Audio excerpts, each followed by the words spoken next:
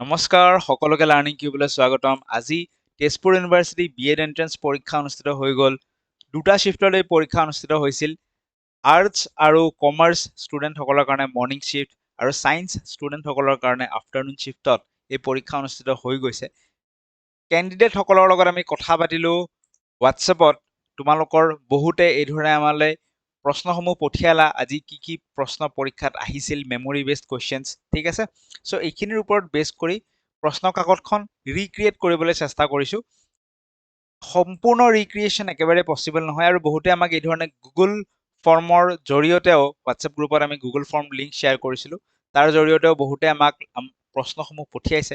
চ' এই প্ৰশ্নখিনি লৈ আমি আজিৰ পেপাৰখন, মেমৰি বেছড পেপাৰ এখন ৰিক্ৰিয়েট কৰিবলৈ চেষ্টা কৰিছোঁ।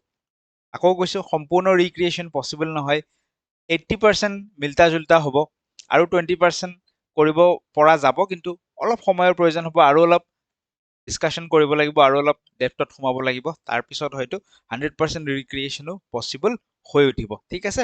চ' আজি থুলমূলকৈ যিখিনি তথ্য ষ্টুডেণ্টে পঠিয়ালে সেইখিনিৰ ওপৰত বেছ কৰিয়েই আমি প্ৰশ্ন কাকতখন পুনৰ ৰিক্ৰিয়েট কৰি ফালে চাওঁ আজি কি কি প্ৰশ্ন পৰীক্ষাত আহিছিল। চ' এইখিনিয়ে কাক সহায় কৰিব, যিয়ে আহিবলগীয়া সময়ত গুৱাহাটী ইউনিভাৰ্চিটি, ডিব্ৰুগড় ইউনিভাৰ্চিটিৰ পৰীক্ষা দিব, সকলোকে এই ছেশ্যনটোৱে সহায় কৰিব। আৰু আপোনালোকৰ ছাপৰ্ট থাকিলে আমি নেক্সট যিটো আফটাৰনুন শিফ্টৰ এক্সাম আছিল, আফটাৰনুন শিফ্টৰ কুৱেশ্যনছখিনিও লৈ আহিম, ঠিক আছে। চ' আৰম্ভ কৰিব লৈছোঁ। আৰম্ভ কৰাৰ আগত লাৰ্ণিং কিউবে মক টেষ্ট চিৰিজ লঞ্চ কৰিছে for Guwahati and Dibrugarh university. যিসকলে জইন কৰিব বিচাৰে এই মক টেষ্ট চিৰিজত জইন কৰিব পাৰে। বৰ্তমান লঞ্চ অফাৰ চলি আছে। লঞ্চ অফাৰত মাত্ৰ 119 টকাতে আপোনালোকে 5খনকৈ ফুল লেংথ মক পেপাৰ অনলাইন এটেম্প কৰিব পাৰিব। এপৰ জৰিয়তে হ'ব, বা কাৰোবাৰ কোনোবাই ডেস্কটপ বা লেপটপ ইউজ কৰিলে তেওঁলোকে কম্পিউটাৰতো কৰিব পাৰিব, ঠিক আছে। ডেছক্ৰিপশ্যনত গোটেইখিনি ডিটেইলছ থাকিব। এই লঞ্চ অফাৰ কেতিয়ালৈকে আছে? আজি ছেটাৰডে, অহাকালি ছানডে, অহাকালিলৈকে মাত্ৰ এই লঞ্চ অফাৰটো থাকিব, ঠিক আছে। অহাকালিলৈকে থাকিব, 119ত পাব। অহাকালিৰ পিছত প্ৰাইচ ইনক্ৰিজ হ'ব, লঞ্চ অফাৰটো আৰু নাথাকে। চ' মই পুনৰ কৈছোঁ, 119ত পাবলৈ এতিয়াই আপোনালোকে এনৰোল কৰি লওক। 5খনকৈ ফুল লেংথ মক টেষ্ট দিয়া হ'ব ইয়াত। আৰু লাৰ্ণিং কিউবৰ এইখন গাইড বুক আছে, ই বুক। যিসকলে এতিয়াও লোৱা নাই, ই বুকখন লৈ আপোনালোকে প্ৰিপাৰেশ্যন আৰম্ভ কৰিব পাৰে। এইটো নাম্বাৰত হোৱাটছএপ কৰিব। হোৱাটছএপ কৰিলে আপোনালোকে গাইড বুকখন পাব। মক টেষ্ট ৰিলেটেড ডাউট থাকিলেও এই নাম্বাৰটোতে হোৱাটছএপ কৰিব পাৰিব। আৰু যি নহওক, আমি ঘূৰি যাওঁ, আৰম্ভ কৰোঁ। আজিৰ মূল বিষয়লৈকে আমি উভতি যাওঁ। এয়া হৈছে আমাৰ প্ৰশ্ন, কুৱেশ্যন নম্বৰ 1। ইজি প্ৰশ্ন আছিল এইটো, যে ৰাইট টু এডুকেশ্যন কোনটো আৰ্টিকেলৰ লগত জড়িত, ঠিক আছে। চ' ৰাইট টু এডুকেশ্যন আমি পাই আহিছোঁ, that is article 21A। Fundamental ৰাইটছৰ আণ্ডাৰত আহিছে। আৰ্টিকেল 21A কেতিয়া ভৰোৱা হৈছিল? 86th কনষ্টিটিউচনেল এমেণ্ডমেণ্ট অফ 2002, হয়নে? ত' এইটো সকলোৱে হয়তো শুদ্ধকে কৰিছে। নেক্সট প্ৰশ্ন সুধিছে যে FLN, NEPৰ আণ্ডাৰত FLN, ফাউণ্ডেশ্যনেল লিটাৰেচি এণ্ড নিউমেৰেচি, কোনটো গ্ৰেডলৈকে, কোনটো ক্লাছলৈকে এই FLN এচিভ হ'ব লাগে বুলি কৈছে। যে ফাণ্ডামেণ্টেল নলেজ, আমাৰ লিটাৰেচি আৰু নিউমেৰেচিৰ ওপৰত আখৰ চিনি পোৱা, সংখ্যা চিনি পোৱা আমি হৈ উঠিব লাগে ক্লাছ 3লৈকে, that is up to grade 3। So' এইটো কমন কুৱেশ্যন আছিল। NEPৰ আণ্ডাৰত নেশ্যনেল এছেছমেণ্ট আৰু ইভালুৱেশ্যনৰ কাৰণে কি প্ৰতিষ্ঠা কৰা হৈছে, এইটো বস্তুৰ ওপৰত প্ৰশ্ন এটা আহিছিল, দেট ইজ পাৰাক। চ' পাৰাক কি হয়? Parakh is national assessment and evaluation. NEPৰ ক্লাছটোত আমি ডিছকাছ কৰিছোঁ পাৰাকৰ বিষয়ে। পাৰাকৰ আমি ফুল ফৰ্ম চাইছোঁ, ফুল ফৰ্মটো চাই থবা, ফুল ফৰ্মটো সুধিব পাৰে নেক্সট পৰীক্ষাত। চ' আমাৰ পাৰাকৰ ফুল ফৰ্মটো কি আছিল? যে পি এৰ পৰা কি আহিব? মই কৈছিলোঁ দুটা দুটাকে মনত ৰাখিব লাগিব। পি এৰ পৰা আমাৰ আহিব পাৰফৰ্মেঞ্চ এছেছমেণ্ট, ঠিক আছে। আৰ এৰ পৰা আহিব ৰিভিউ এণ্ড এনালিচিছ, আৰু কে এইচৰ পৰা আহিব নলেজ ফৰ হলিষ্টিক ডেভেলপমেণ্ট। এইটো আপোনালোকে লিখি লিখি চাব। চ' পৰাকে কি কৰে, জেনেৰেলি যেনেকৈ গুণোৎসৱ আছে, সেই ধৰণে ৰাষ্ট্ৰীয় ছাৰ্ভেক্ষণ, নেশ্যনেল ছাৰ্ভে, সেই ধৰণৰ যদি গোটেই নেশ্যন ৱাইড যদি কিবা এডুকেশ্যন ৰিলেটেড ছাৰ্ভে কণ্ডাক্ট কৰিবলগীয়া হয়, এছেছমেণ্ট কৰিবলগীয়া হয়, তেতিয়া পৰখ আহি যায়, আৰু পৰখে কি ধৰণে এছেছমেণ্ট কৰিব তাৰো ৰুল ৰেগুলেশ্যন উলিয়ায়। নেক্সট, দীক্ষাৰ ওপৰত এটা প্ৰশ্ন সুধিছিল, যে এনেকুৱা কি প্লেটফৰ্ম আছে, এনেকুৱা কি পৰ্টেল আছে য'ত নেকি গোটেই এডুকেশ্যনেল ৰিচোৰ্চেছসমূহ, স্কুল লেভেলৰ যি এডুকেশ্যনেল ৰিচোৰ্চেছ তাত থাকে, আৰু যেটো নেকি টিচাৰ আৰু ষ্টুডেণ্ট সকলোৱে ইউজ কৰিব পাৰে সো দিস ইজ দীক্ষা স্বয়মৰ বিষয়ে আমি পঢ়িছো স্বয়মৰ ফুল ফৰ্মটো আপোনালোকে চাই থব স্বয়মটো কিহৰ আন্ডাৰত আহে MOOC ৰ আন্ডাৰত আহে ইয়াত কোৰ্সেছ সমূহ থাকে বাট দীক্ষাত কি থাকে এডুকেশনাল ৰিসোৰ্স সমূহ এভেইলেবল থাকে যিখিনি নেকি টিচাৰ্স আৰু ষ্টুডেণ্ট দুইজনে ইউজ কৰিব পাৰে তো নিষ্ঠাৰ বিষয়ে পঢ়িছো Nishtha is a teacher training program using ICT APAAR আইডিৰ বিষয়ে প্ৰশ্ন এটা আহিছিল সো আপাৰ আইডি কিহৰ লগত related academic bank of credit ABC ৰ লগত ৰিলেটেড আপাৰ আইডিৰ ফুল ফৰ্মটো চাই থব সো আপাৰ আইডি থাকিলে কি হয় আমাৰ academic bank of credit ABC generate কৰিব পাৰো যত নেকি আমি যি পঢ়ো হেবোৰ তাত ষ্টৰ হৈ সেই ক্ৰেডিটবোৰ ষ্টৰ হৈ গৈ থাকে জেন্ডাৰ ইনক্লুজন ফাণ্ডৰ ওপৰত এটা প্ৰশ্ন আহিছিল GIF NEP ৰ ক্লাছটোত আমি জেন্ডাৰ ইনক্লুজন ফাণ্ডৰ বিষয়ে কথা পাতিছো সো জেন্ডাৰ ইনক্লুজন ফাণ্ডটো কাৰ কাৰণে হেতু হৈছে অকল ফিমেল নহয় ফিমেল আৰু ট্ৰান্সজেন্ডাৰ দুয়োটাৰ কাৰণে ফিমেল আৰু transgender students from socio economically disadvantage group ফিমেলো আহিব আৰু ট্ৰান্সজেন্ডাৰ ষ্টুডেন্ট সকলো আহিব জেন্ডাৰ ইনক্লুজন ফাণ্ড GIF ত ঠিক আছে নেক্সট ইনক্লুসিভ এডুকেশন কি হয় ইনক্লুসিভ এডুকেশন ইয়াত আমি কোনো ধৰণৰ স্পেশাল কেয়াৰ নিদিও মানে গিফটেড চিলড্ৰেনক স্পেশাল কেয়াৰ নিদিও গিফটেড চিলড্ৰেন কোনবোৰ যোনবোৰ অলৰেডি বহুত বেছি চুকা অলৰেডি গিফটেড অলৰেডি এক্সপাৰ্ট বা ইয়াত আমি সেগ্ৰিগেশনৰ কথাও নকওঁ সেপাৰেটলিও নবহাও ইয়াত কি কৰা হয় যে equality dignity and full participation of all learners এটা শ্ৰেণী কোঠাতে সকলো লাৰ্নাৰ্ছক একেলগে বহাই ফেলে পঢ়োৱা হয় ঠিক আছে সো দিস ইজ ইনক্লুজন ইয়াত ডিজেবলড চিলড্ৰেনৰ কাৰণে আইসোলেটেড বা সেপাৰেট ইনষ্টিটিউচনৰ কথাও কোৱা নহয় নেক্সট প্ৰশ্নত কি এটা হিডেন কাৰিকুলামৰ ওপৰত প্ৰশ্ন এটা আহিছিল যে what is hidden curriculum so আমি যেতিয়া স্কুলত যাও আমাৰ এটা ফিক্সড কাৰিকুলাম থাকিবই প্ৰেসক্ৰাইব কাৰিকুলাম যিখিনি আমি শিকিম বা টিচাৰে আমাক শিকাব তাৰ উপৰিও কিন্তু আমি কিছুমান ভ্যালুজ কিছুমান নৰ্মছ সো সোসাইটিত কি ধৰণে চলিব লাগে সেই সোসাইটিখনৰ নৰ্মছ বিহেভিয়াৰ এক্সপেক্টেশন আমাৰ পৰা কি ধৰণে বিহেভিয়াৰ এক্সপেক্ট কৰে সো টেক্সট বুকত ডাইৰেক্টলি লিখা নাথাকিলেও কিন্তু কিছু এই ধৰণৰ কথাও আমি শিকো বা আমাক শিকোৱা হয় so that is hidden curriculum হ'ব so this is what unofficial values unwritten norms যিবোৰ নেকি ক'তো লিখা নাই টেক্সট বুকত লিখা নাই কিন্তু আমি শিকো বা আমাক শিকোৱা হয় এণ্ড বিহেভিয়াৰেল এক্সপেক্টেশনছ এটা প্ৰশ্ন আহিছিল সোশ্যাল ৰিপ্ৰডাকশন থ্ৰু এডুকেশন কি হয় through educational institution social reproduction through educational institution এটা কথা ইয়াত কৈ যাওঁ যে every question as it is যে পাইছো যিহেতু মেমৰি বেসড আৰু পৰীক্ষা মাত্ৰ আজি হৈ গৈছে ঠিক আছে সো এইখিনিৰ ওপৰত ষ্টুডেণ্টৰ লগত আৰু ডিসকাস কৰি আৰু বেটাৰ ভাৰ্জন এটা উলিয়াব পৰা যাব বাট যিসকলে ভিডিঅ'টো চাই আছা আৰু আজি পৰীক্ষাটো দিছা তোমালোকে কমেন্টত জনাবা ইনপুটস দিবা ঠিক আছে যে আৰু কি ধৰণৰ প্ৰশ্ন আহিছিল বা যেনেকৈ সোশ্যাল ৰিপ্ৰডাকশনৰ কথা ক'লো তো সোশ্যাল ৰিপ্ৰডাকশনৰ ওপৰত এক্স্যাক্টলি প্ৰশ্নটো কি আছিল ঠিক আছে সেই ধৰণৰ তোমালোকে ইনপুট যিমানখিনি যাৰ যি মনত আছে অলপ অলপ ইনপুট দিবা তো এইটো বস্তুৱে নেক্সট যিসকল বেটছ আহিব অহা বছৰ যিসকল আহিব তেওঁলোকৰতো প্ৰিভিয়াছ ইয়াৰ কুৱেশ্যনছ বিচাৰিব তেওঁলোকৰ কাৰণেও কি হ'ব এইটো বস্তু হেল্পফুল হ'ব তো সোশ্যাল ৰিপ্ৰডাকশন কি হয় বেসিক্যালি তো থ্ৰু এডুকেশনাল ইনষ্টিটিউশন বুলি যদি কওঁ তো কি হয় এইটো হৈছে যে সোশ্যাল ইনইকুৱেলিটিজ বিলাক বা সোসাইটিত যি চলি আহে এডুকেশনাল ইনষ্টিটিউটছে এইবিলাক কি কৰি ৰাখে প্ৰিজাৰ্ভ কৰি ৰাখে আৰু ৰিপ্ৰডিউচ কৰে জেনাৰেশন বাই জেনাৰেশন থ্ৰু এডুকেশনাল ইনষ্টিটিউশনছ সেই সোসাইটিৰ নৰ্মছ বিলাক নেক্সট বেটছলৈকে ট্ৰান্সফাৰ হৈ থাকে so this is social reproduction similar এটা word আছে cultural reproduction বুলিও education in the constitution is categorized under which list so polityৰ প্ৰশ্ন এটা আছে education কোনটো লিষ্টত আছে concurrent list ইয়াত ইউনিয়ন আৰু ষ্টেট দুইজনে কি কৰিব পাৰে নিয়ম কানুন বনাব পাৰে আৰু ইমপ্লিমেন্ট কৰিব পাৰে ডেমক্ৰেসি এণ্ড এডুকেশন কোনে লিখিছিল এই টেক্সটটো বা এই কিতাপখন কোনে লিখিছিল which advocates progressive child centered experiential learning was written by so এই টেক্সটটো কোনে লিখিছিল so এই টেক্সটটো আমাৰ জন ডেউই যোনে নেকি প্ৰগ্ৰেছিভ এডুকেশন সাপোৰ্ট কৰিছিল চাইল্ড সেন্টাৰ্ড এডুকেশন সাপোৰ্ট কৰিছিল সেই জন ডেউয়ে এইখন লিখিছিল ডেমক্ৰেসি এণ্ড এডুকেশন দ্য ৰিপাব্লিক এইখন কোনে লিখিছিল দ্য ৰিপাব্লিক লিখিছিল আমাৰ প্লাটো ফিলসফাৰ ফেমাস ফিলসফাৰ প্লাটোৱে দ্য ৰিপাব্লিক লিখিছিল progressive education and its emphasis on collaborative problem solving are closely aligned with which school of philosophy?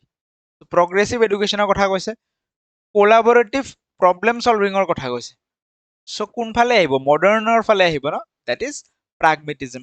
এইবিলাক কিহৰ লগত জড়িত, pragmatism philosophy লগত জড়িত। যোগাৰ পৰা এটা প্ৰশ্ন আছিল যে ধ্যানা ধ্যানাৰ মিনিংটো কি? সো ধ্যানাৰ মিনিংটো হৈছে ফোকাসড মেডিটেশন। নেগেটিভ পিচ বুলিলে আমি কি বুজো সেইটো এটা আহিছিল। সো এটা হৈছে যে পিচ কিপিং মানে কি, যে তাত যুদ্ধ হৈ আছে, তাত কিবা এটা হৈ আছে, তাত গৈ কিনে আমি শান্তি ৰক্ষাৰ কাৰণে কিবা কাম কৰিলো, this is peace keeping. But negative peace মানে কি, আগৰ পৰাই যদি তাত কোনো ধৰণৰ ভায়োলেন্স নাথাকে, কোনো ধৰণৰ ৱাৰ নাথাকে, কমপ্লিট এবসেন্স অলৰেডি যদি তাত নাথাকে, তেনেকুৱা এটা সিচুৱেশ্যন যদি বনাব পাৰো আমি, that is negative pitch. Operant কণ্ডিশ্যনিঙৰ ওপৰত এটা প্ৰশ্ন অহা বুলি কৈছে। সো অপাৰেণ্ট কণ্ডিশ্যনিংটো আমি ইয়াৰ এইটো ভিডিঅ'ৰ আগৰ মানে তেজপুৰ ইউনিভাৰ্চিটিৰ এক্সামৰ ঠিক আগত যোনটো ভিডিঅ' আমি বনাইছিলো সাইকোলজিকেল ফাউণ্ডেশ্যন অফ এডুকেশ্যন, তাত অপাৰেণ্ট কণ্ডিশ্যনিঙৰ কথা ডিছকাছ কৰিছো। সো অপাৰেণ্ট কণ্ডিশ্যনিং অলপ বিহেভিয়াৰিজমৰ লগত মিলে। বিহেভিয়াৰিজম ইয়াত ৰিৱাৰ্ড এণ্ড পানিছমেণ্টৰ কথা আহি পৰে। সো ৰিৱাৰ্ড দিলে সেই বিহেভিয়াৰটো ৰিপিট হ'ব, আৰু পানিছমেণ্ট দিলে সেই বিহেভিয়াৰটো লাহে লাহে কমি আহিব। ঠিক আছে। সো অপাৰেণ্ট কণ্ডিশ্যনিং কোনে ছাপোৰ্ট কৰিছিল, এই থিয়ৰিটো কোনে দিছিল, BF স্কিনাৰে দিছিল। Which constitutional article provides for the instruction of mother tongue at the primary stage of education for minority groups? ঠিক আছে, কোনটো আৰ্টিকেলে বুজি পাইছে আপোনালোকে প্ৰশ্ন, যে মাদাৰ টাং প্ৰাইমাৰী ষ্টেজত আমি মাদাৰ টাঙত পঢ়িব লাগে, সেইটো কোনে এডভোকেট কৰিছে, কোনটো আৰ্টিকেলে মাইনৰিটি গ্ৰুপছৰ কাৰণে? দিছ is article 350A। Okay, this is article 350A। সিমিলাৰ প্ৰশ্ন হয়তো দুটাৰ এটা আহিছে বা দুটা মিলাই কেনে কিবাও আহিব পাৰে, যে কোনটো আৰ্টিকেলে special officer for linguistic minorities to look into educational safeguard, কোনটো আৰ্টিকেলে এজন special officer for linguistic minorities থাকিব লাগে বুলি কৈছে? So this is article 350B। Okay, article 350A, 350B, these are related to minorities, linguistic minorities. Child লেবাৰৰ কথা যদি কওঁ, সো চাইল্ড লেবাৰ কোনটো এজলৈকে চাইল্ড লেবাৰ বুলি কোৱা হ'ব? It's not 18, it's 14।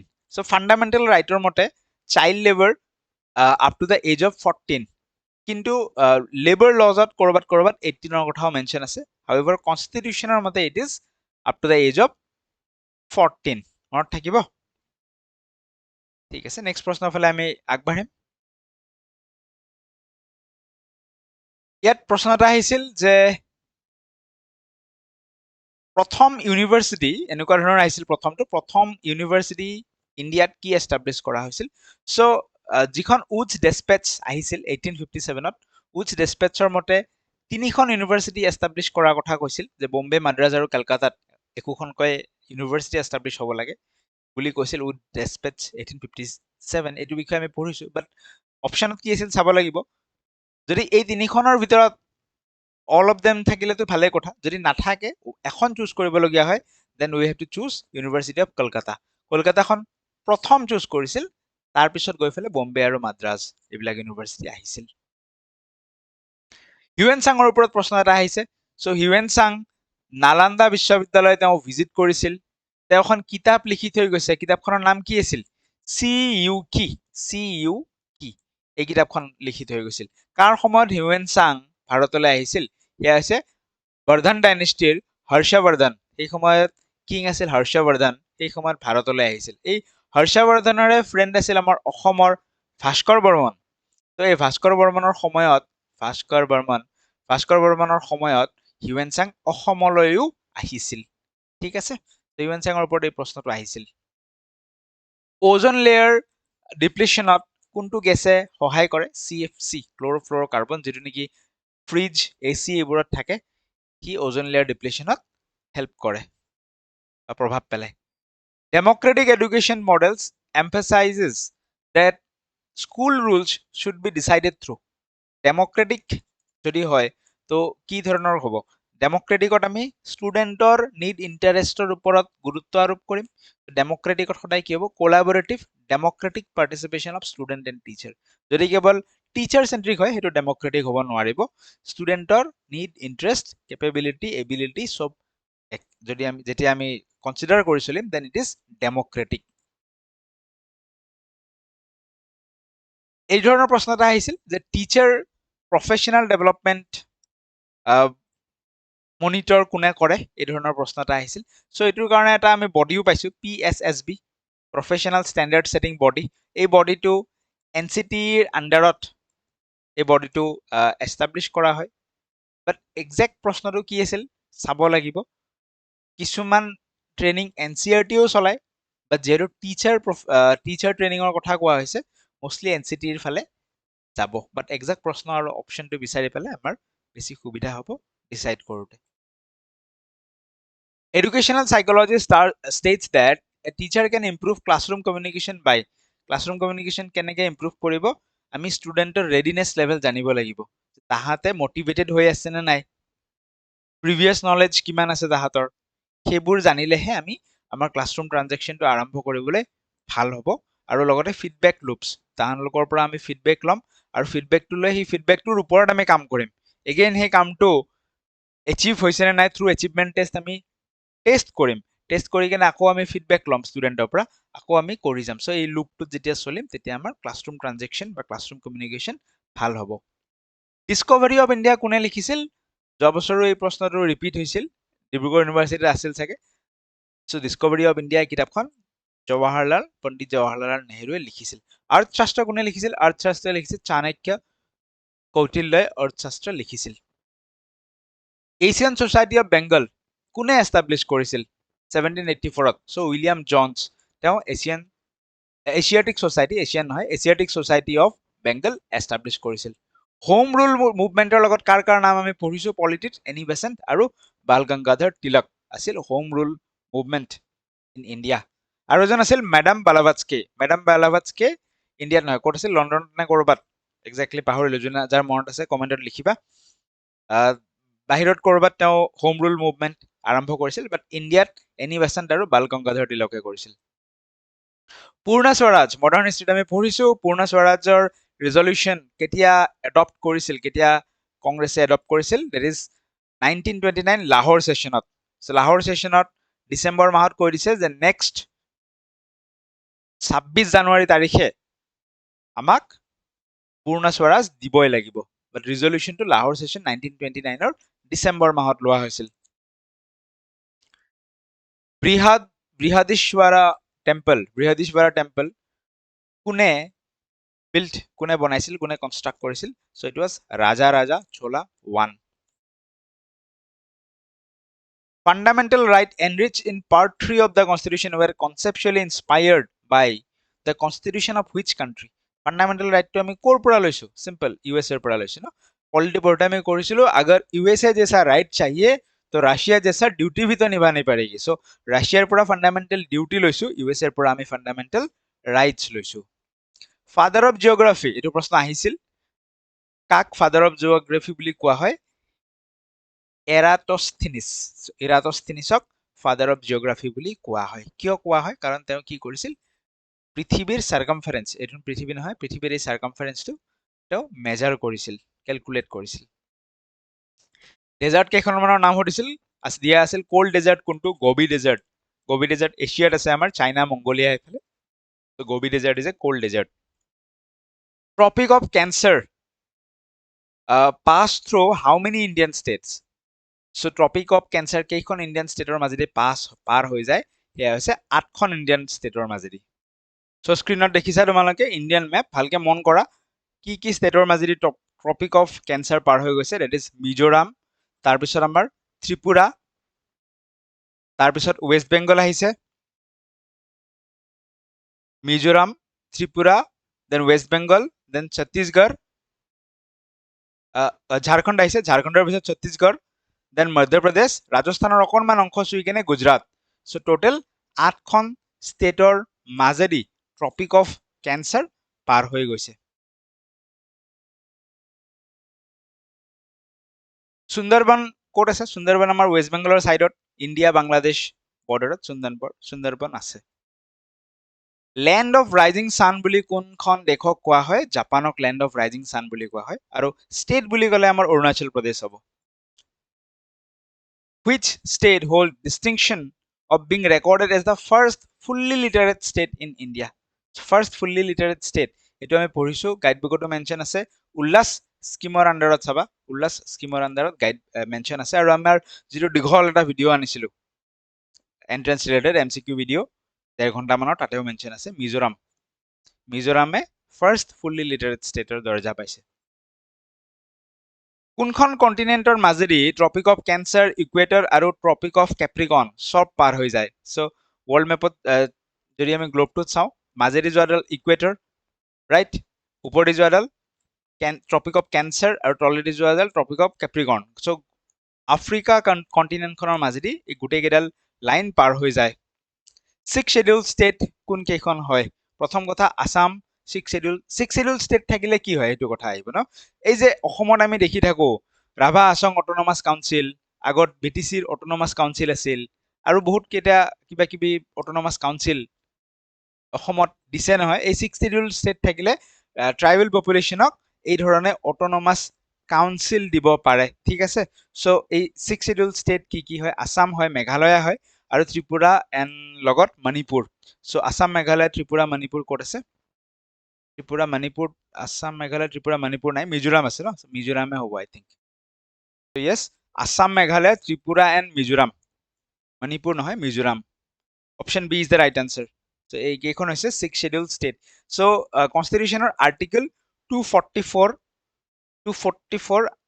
ছাবছেকশ্যন 2, ইয়াত ছিক্স শ্বেডিউল ষ্টেটৰ কথা মেনশ্যন আছে। ছিক্স শ্বেডিউল ষ্টেট থাকিলে কি হয়, আকৌ ৰিপিট কৰিছো, আমি অট'নমাছ ডিষ্ট্ৰিক্ট কিছুমান ঘোষণা কৰিব পাৰো।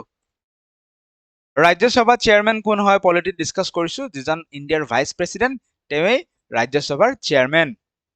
চ' বৰ্তমান ইণ্ডিয়াৰ ভাইচ প্ৰেচিডেণ্টৰ নাম কি? তেখেত হৈছে CP ৰাধাকৃষ্ণন। CP ৰাধাকৃষ্ণন তেখেত বৰ্তমান ইণ্ডিয়াৰ ভাইচ প্ৰেচিডেণ্ট।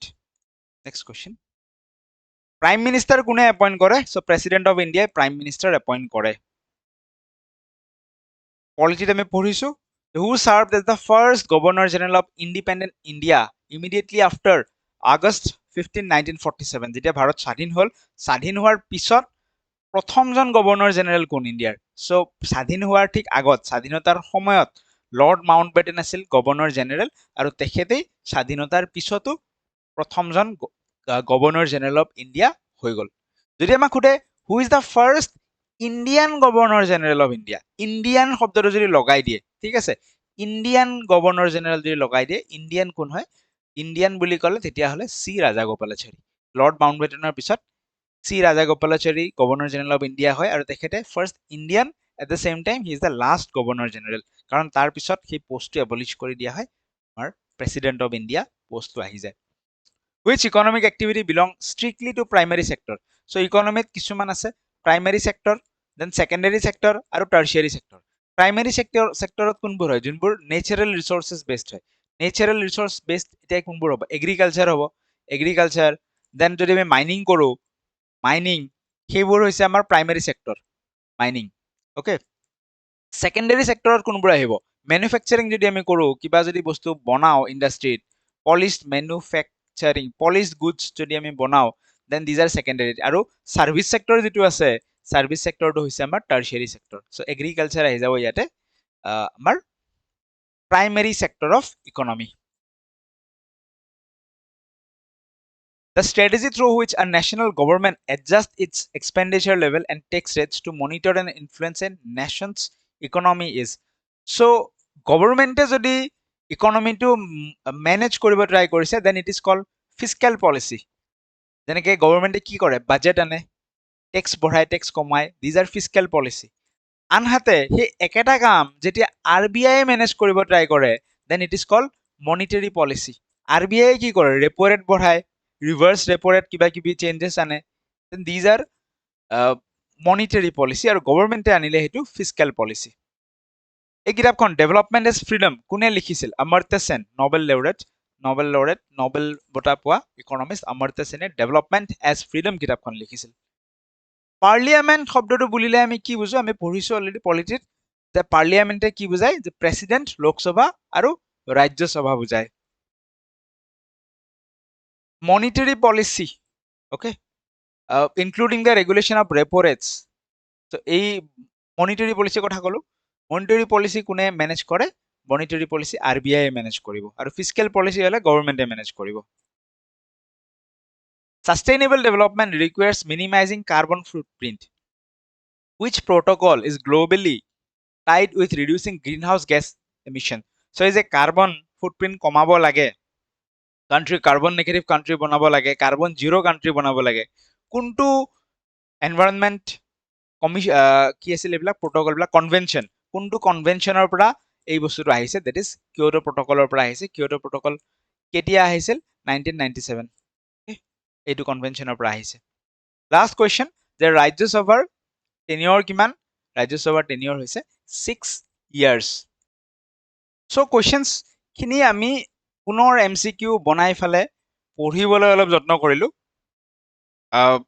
এই কথাটো ডিনাই কৰিব নোৱাৰি যে এক্সাক্ট ৰেপ্লিকা এইখিনি নহয় 80% হয়তো সেম আছে ঠিক আছে এক্সাক্ট ৰেপ্লিকাটো তোমালোকৰ কমেন্টছৰ পৰা আৰু বেছি পলিশ হৈ ফেলে আহিব সো যিসকলে আজি পৰীক্ষা দিলা প্লিজ কমেন্টছত জনাবা আৰু কি মনত আছে এইখিনিৰ পৰা আমি হয়তো লাহে লাহে এই বস্তুটো আৰু ইমপ্ৰুভ কৰিব পাৰিম সিমিলাৰ সিৰিজ যদি তোমালোকে সায়েন্সৰ পেপাৰখনৰ কাৰণে বিচাৰা কমেন্ট কৰিবা সেইখনো আমি সেকেন্ড পাৰ্ট হিচাপে লৈ আহিব পাৰিম আৰু মক টেষ্টৰ কথা ক'লো মক টেষ্টৰ 119 লঞ্চ অফাৰৰ কাৰণে আজি যদি ভিডিঅ' চাই আছা আজি আৰু অহাকালিৰ দিনটো আছে আৰু যদি পিছত চাই আছা সানডে কিমান তাৰিখ সানডে আজি 6 তাৰিখ 7 জুন মাহ চলি আছে ন 7 জুন লৈকে এই লঞ্চ অফাৰ থাকিব ইয়াৰ পিছত প্ৰাইস বাঢ়িব সো যিসকলে এনৰোল কৰা নাই সানডেৰ ভিতৰত এনৰোল কৰি ল'বা তোমালোকে আৰু গাইডবুক বিচৰা সকলে যে সিস্টেমেটিক ষ্টাডি কৰিব বিচাৰে এই নাম্বাৰটো তোমালোকে হোৱাটসএপ কৰিবা